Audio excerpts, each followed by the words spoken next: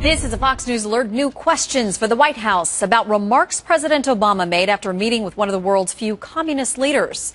Welcome to America Live. I'm Shannon Bream in for Megyn Kelly. Yesterday, President Obama sat down with Vietnam's president for a rare White House meeting. The two leaders discussing ways to advance our relationship.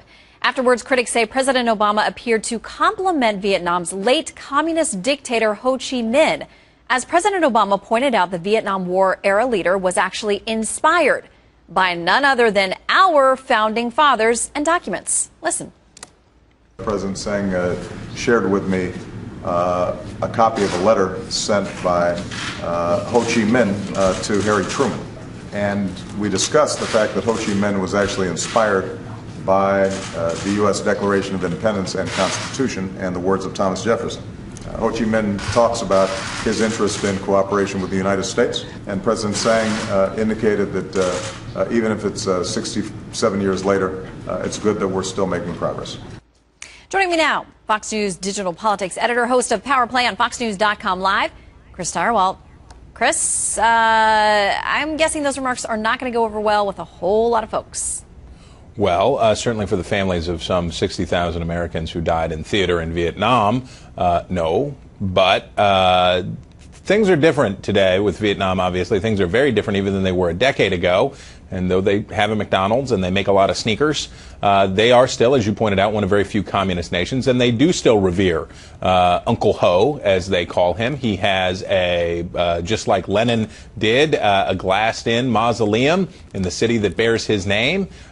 He was also a mass murderer. He was a butcher.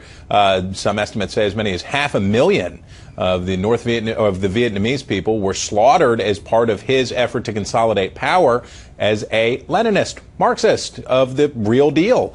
And when he was writing that letter to President Truman, he also happened to be hanging out with Joseph Stalin and getting the Red Army to train his army so that they could do things like put peasants into re-education camps who complained about the taxes and kill those who protested or caused an uprising. That doesn't exactly sound like Thomas Jefferson's jam right there. No, it doesn't. And with that in mind, what do you make of these remarks? Was it a slip of the tongue? Was it a prepared and calculated, and there was a decision made to make this specific reference? Whose benefit was it for? Well, it seems to be one of two things.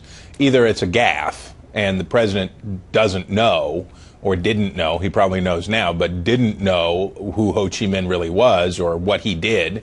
He may not have studied that or been much aware of it. I have no idea. The other possibility is that he was being morally flexible and facile to make his guest feel at home, to say something nice, and that he got carried away in saying that in any way, this guy who was really this butcher and his regime that followed after him, he died in '69, the regime that followed after him, cruel and brutal reprisals against the Vietnamese who had helped us.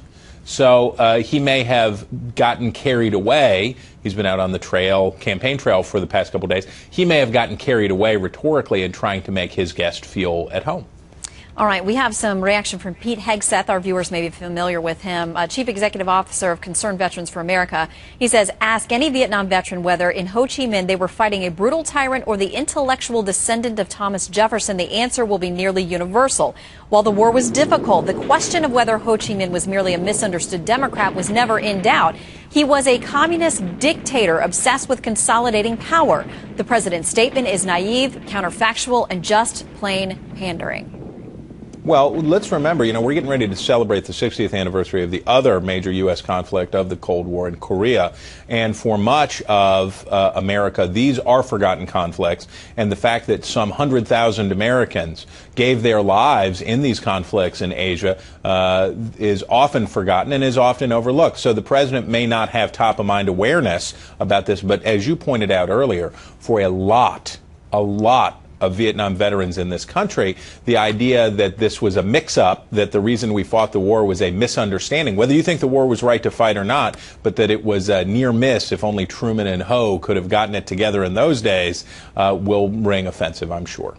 All right, we'll stand by to see if we hear some reaction or clarification from the White House. In the meantime, Chris, thank you very much. Have a great weekend.